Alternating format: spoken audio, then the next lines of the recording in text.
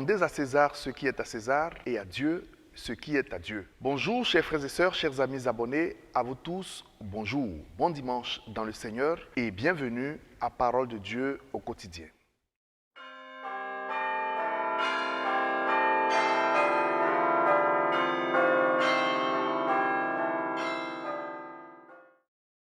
Au nom du Père et du Fils et du Saint-Esprit, Amen. Acte d'offrande au Père. Ô mon doux Sauveur Jésus-Christ, je m'offre au Père en union avec toi. Je m'abandonne pleinement à la miséricordieuse et sainte volonté de Dieu.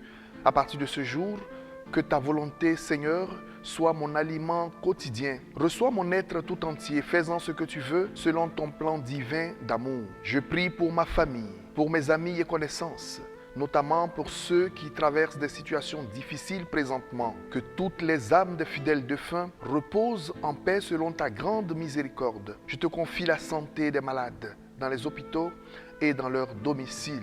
Saint-Esprit de Dieu, viens en aide de toutes mes faiblesses et consacre-moi au Père par le cœur sacré de Jésus en union avec le cœur immaculé de la Vierge Marie, ma mère. Et que toute la gloire soit rendue au Père et au Fils et au Saint-Esprit comme il était au commencement, maintenant et toujours dans les siècles des siècles. Amen. Cœur sacré de Jésus, ayez pitié de nous. Cœur immaculé de Marie, priez pour nous. Notre-Dame du très Saint Rosaire, priez pour nous. Au nom du Père et du Fils et du Saint-Esprit.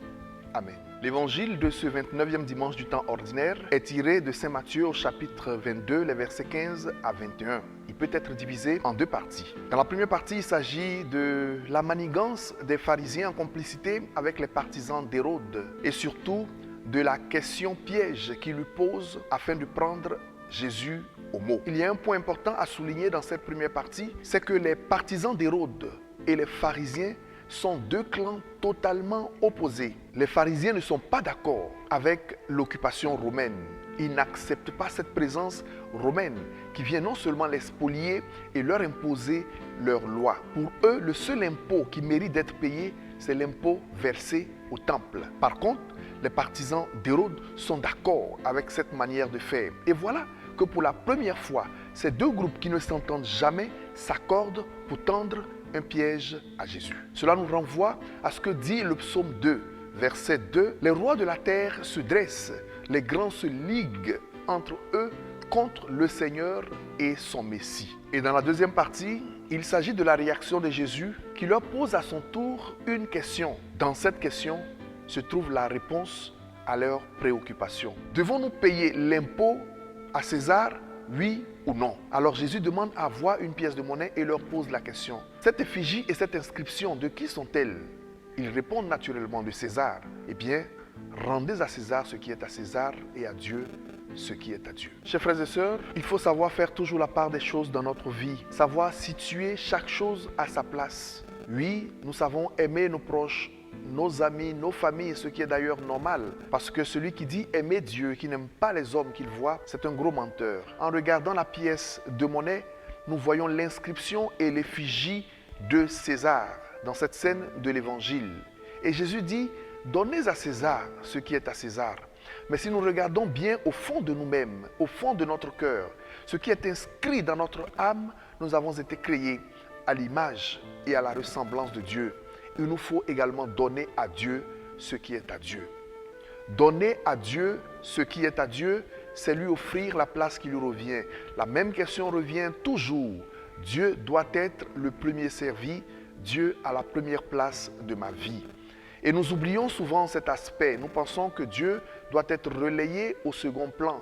Lorsque nous avons fini avec nos préoccupations humaines, alors on peut penser à Dieu. Généralement, on vient à Dieu et pour la plupart, on vient à Dieu pour des intérêts, pour des questions matérielles intéressées, pour des nécessités par lesquelles nous passons. Et c'est pour ça que nous courons vers Dieu. Notre attachement, notre amour à Dieu n'est pas un amour gratuit. Pourtant, son nom est inscrit au fond de nous-mêmes. Nous sommes faits à l'image et à la ressemblance de Dieu. Donner à Dieu ce qui est à Dieu, c'est aussi pratiquer la justice. Être juste, chers frères, être juste dans notre vie.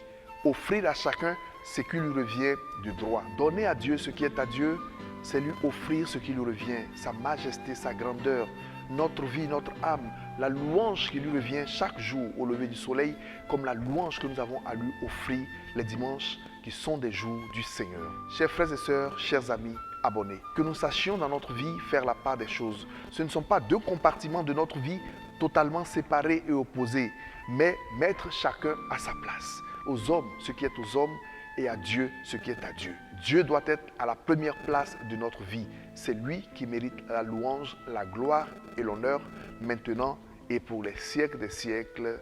Amen. Que Dieu Tout-Puissant vous bénisse, que sa grâce et sa paix ne vous quittent jamais. Au nom du Père et du Fils et du Saint-Esprit.